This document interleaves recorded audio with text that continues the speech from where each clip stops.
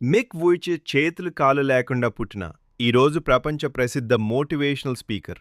కోట్ల మందికి ప్రేరణ ఇస్తున్నారు. 2 అరుణిమ సిన్హా ట్రైన్ ప్రమాదంలో కాలిపోయిన. ఆ తర్వాత ఎవరెస్ట్ పర్వతం ఎక్కిన మొదటి వికలాంగ మహిళ అయ్యారు. 3 జెసికా కాక్స్ చేతులు లేకుండా పుట్టిన. ఆమె పాదాలతో విమానం నడిపిన తొలి మహిళ పైలట్. 4 సుధా చంద్రన్ కాలు కట్టయిన తర్వాత గొప్ప డాన్సర్ మరియు యాక్ట్రెస్ అయ్యారు. వీళ్ళంతా ఒకే విషయం చెప్తున్నారు. శరీరంలో లోపం కాదు, మనసులో ధైర్యం లేకపోవటమే ఓటమి. కాళ్ళు, చేతులు లేనివాళ్లే ప్రపంచాన్ని కదిలించారు. వాళ్లకు అవకాశాలు తక్కువ, మనకి ఎక్స్క్యూజెస్ ఎక్కువ.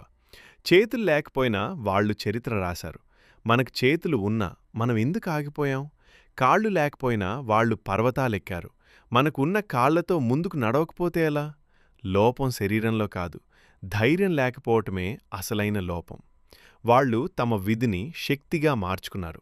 నువ్వు నీ భయాన్ని శక్తిగా మార్చుకో. ఈరోజు వాళ్ళని చూసి ఏడవకు, వాళ్ళని చూసి నువ్వు మారిపో.